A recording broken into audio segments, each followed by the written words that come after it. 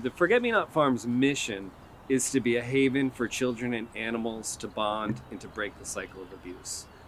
And when we're describing a program that has a lot of big words, animal assisted therapy, horticultural therapy, at risk youth, what does all of that stuff really mean?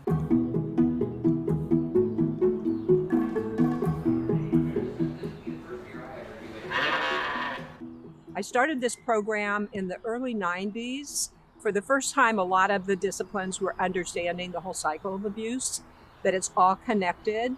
But it was really to teach, to get them grounded, to get them to feel comfortable, to be outside, to really be, like I say, grounded, be touching the earth. But learning how to start something from a tiny little seed, having it come in the greenhouse, hopefully it germinates and continues to grow. They help transplant it and then continue to water and care for it, and then harvest when it's ready, and then get to take it home to the group home they live at, or wherever they are living at that time. That is our version of horticultural therapy.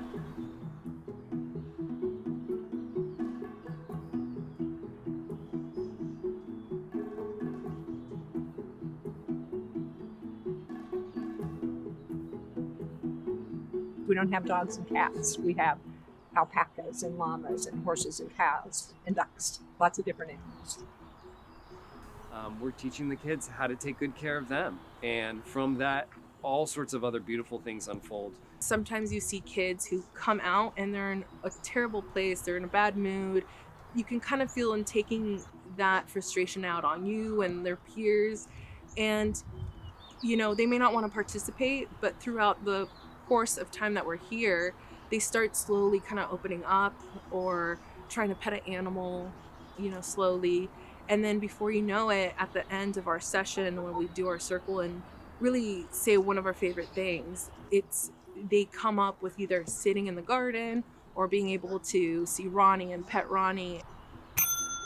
I mean, what I like to boil it down to is if you've ever had a really bad day and you're lucky enough to be a pet owner and you go home and that your kitty cat crawls into your lap and just purrs, or the dog comes up and gives you a lick on the face and you've had a really hard time, that's essentially what we're trying to harness. We're trying to harness the power of the human-animal bond as a way to help children who've had really difficult situations in their lives heal and have a safe relationship with another living being.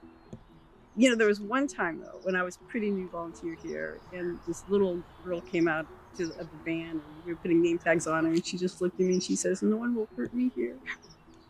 And then that just, like, even thinking about it now, it's just like, it hits you that's why they're here. They're here, they're safe. It's a loving, nurturing haven for kids. Our job is trying to help the kids that are coming out reassimilate into society and to have a brighter future. And most of that comes through the role modeling done by the volunteers that work in the program.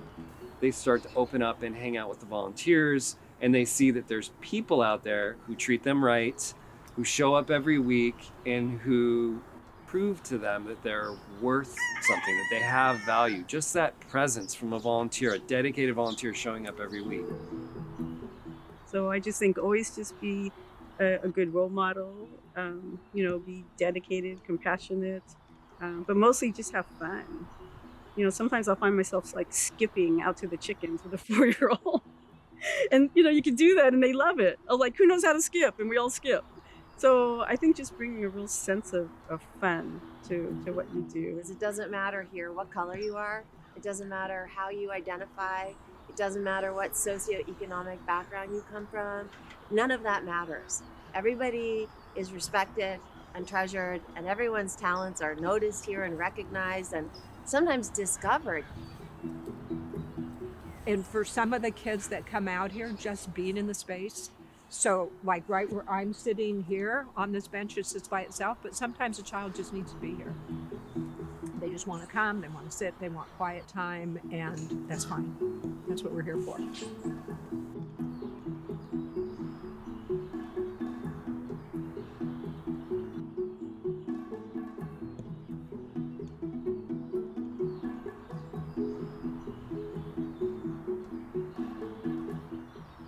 as a volunteer, like all of the stuff that comes into play to make that happen is something that is necessary, and like something that is great for volunteers to come in and do, just because we can't do all of that stuff without the volunteers. So just, yeah, volunteer, because it's great work. It's really heartwarming, and I don't remember the word for it.